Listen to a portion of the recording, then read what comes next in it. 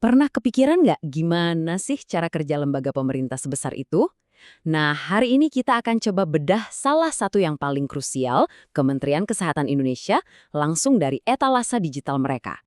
Ini pertanyaan utamanya kan? Ngurusin kesehatan buat lebih dari 270 juta orang itu, wah bukan main-main.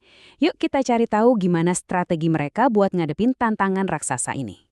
Untuk bisa paham, kita langsung aja ke sumbernya, website resmi Kemenkes.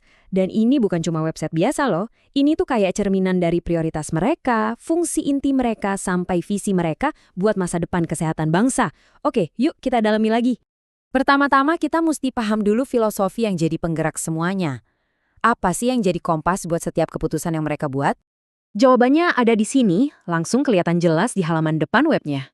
Generasi sehat, masa depan hebat. Slogan yang kuat banget ya. Nah, yang menarik adalah ini tuh bukan cuma kata-kata manis. Slogan ini benar-benar merangkum visi besar mereka. Jadi intinya begini, kesehatan setiap warga negara hari ini itu nyambung langsung sama kemakmuran dan kekuatan bangsa di masa depan.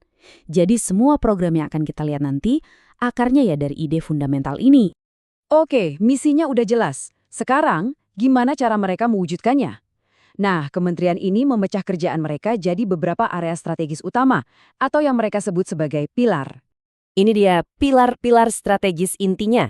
Ada transformasi kesehatan secara menyeluruh, ada fokus ke pencegahan dan pengendalian penyakit, lalu gerakan masyarakat hidup sehat, penyediaan sumber daya manusia kesehatan, sampai jaminan mutu farmasi dan alat kesehatan. Ini kayak peta jalan mereka, dan kita bakal lihat lebih dekat beberapa pilar utamanya. Pilar pertama ini soal the big picture. Jadi bukan cuma perbaikan kecil-kecilan di sana-sini, tapi ini upaya untuk ngebangun ulang sistem kesehatan biar lebih efisien, lebih gampang diakses, dan pastinya siap buat tantangan di masa depan. Selanjutnya, ada perubahan cara pikir yang krusial banget.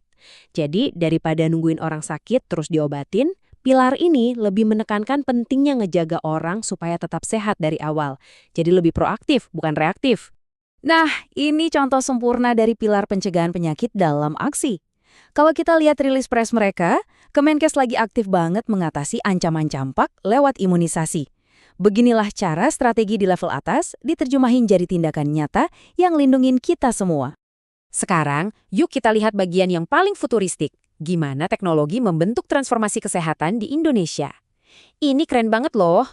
Inovasi utamanya adalah satu sehat. Coba bayangin, semua riwayat kesehatan kamu, dari kunjungan ke puskesmas sampai ke rumah sakit, semuanya nyatu dalam satu platform. Artinya, nggak ada lagi tuh dokumen hilang atau ribet bawa-bawa rekam medis fisik. Perawatan jadi lebih cepat karena dokter dimanapun bisa langsung lihat gambaran lengkap kesehatan kamu secara instan. Terus ada BGSI, sebuah inisiatif yang, canggih banget nih. Ini soal pengobatan presisi, yaitu ngembangin perawatan yang disesuaikan sama susunan genetik unik seseorang. Ini lompatan besar dari pendekatan satu obat untuk semua.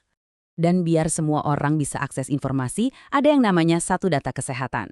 Ini kayak dashboard publik yang nyajiin wawasan tentang situasi kesehatan di seluruh negeri. Tujuannya, transparansi. Ini bikin para ahli dan masyarakat bisa ngelihat data yang sama, jadi pengambilan keputusan pun jadi lebih baik karena berbasis bukti. Jadi, dengan semua informasi ini, gimana sih situs web ini benar-benar berfungsi buat kita-kita, baik masyarakat umum maupun para profesional? Gampangnya, situs ini tuh portal serbaguna. Situs web ini melayani dua audiens utama. Buat masyarakat umum, ini jadi sumber berita, tips sehat, dan info soal krisis. Nah, buat para profesional, ini jadi pusatnya dokumen strategis, laporan, sama peraturan. Intinya, satu portal yang jadi jendela kesehatan Indonesia buat semua orang. Setelah lihat semua ini, kita balik lagi ke pertanyaan yang lebih personal. Dengan semua inisiatif yang fokus ke data, genomics, dan sistem yang terintegrasi, jelas banget cara kita ngurus kesehatan pribadi kita bakal berubah drastis. Pertanyaannya sekarang, bakal seperti apa ya bentuknya buat kamu?